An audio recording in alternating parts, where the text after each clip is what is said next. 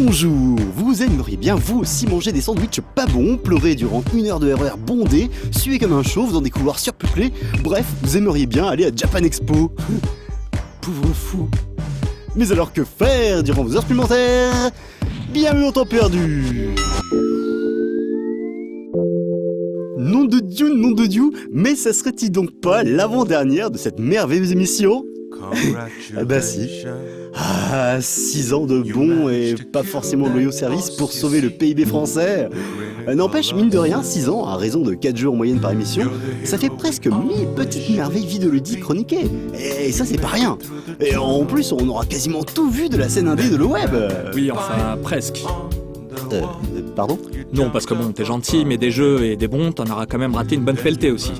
Bah non, pas tant que ça. Et puis, c'est pas parce que t'as composé les musiques de l'émission que tu peux te permettre d'entrer comme ça Et Knit, Quoi, Knit?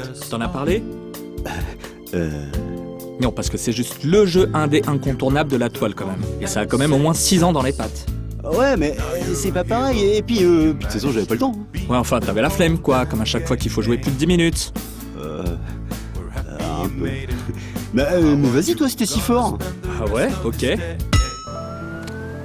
Alors Knit, parlons-en. Normalement, Knit, tout le monde connaît. D'ailleurs, il y a même un Knit Underground qui est sorti fin 2012 sur différentes plateformes. Mais bon, tant qu'à faire pour les 2-3 fonds de la classe qui sont passés à côté, Dont moi. on va vous refaire un petit topo. A la base, Knit est un jeu de plateforme développé par un indé suédois, Niflas, qui sort le jeu sous forme de freeware en 2006. Sa particularité est de se focaliser sur l'ambiance et l'exploration, plutôt que de dézinguer des ennemis à tout va. La scène indépendante n'étant pas à l'époque ce qu'elle est devenue aujourd'hui, le jeu se fait particulièrement remarquer chez toute une panoplie de joueurs, occasionnels ou non d'ailleurs, qui trouvent l'univers de Niflas suffisamment étoffé pour en faire un petit succès sur internet. Alors s'il est vrai que le jeu original n'est pas non plus une sommité du genre, il y a du potentiel. Et 1 an plus tard, Niflas nous balance Knit Stories, qui est une sorte de version augmentée de l'original. La vraie différence, c'est que de simples jeux de plateforme, on passe à du vrai Metroidvania, ce qui implique que vous devrez faire la chasse au power-up afin de pouvoir accéder à des zones préalablement impraticables.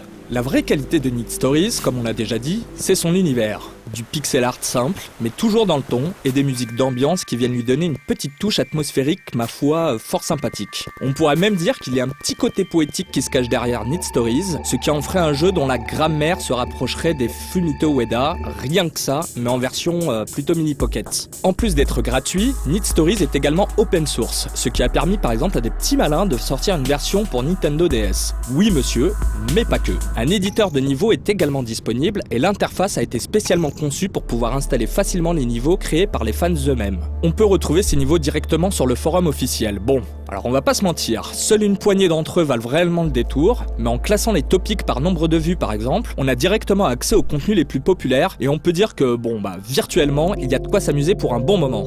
Knit, c'est bien. Même des années après sa sortie, il fait toujours bon y jouer une fois de temps en temps, et si par le plus grand des hasards vous êtes passé à côté de ce petit bijou de gameplay, il n'est jamais trop tard pour vous offrir plusieurs heures de bonheur. C'est bien ça. Bah pourquoi? Parce que je me disais justement que ça tombait bien, vu qu'il faudrait quand même voir, ne pas oublier que... Pour gagner plus, jouer plus. Ça serait pas un peu lourd au bout de 6 ans, non? Oui, un peu.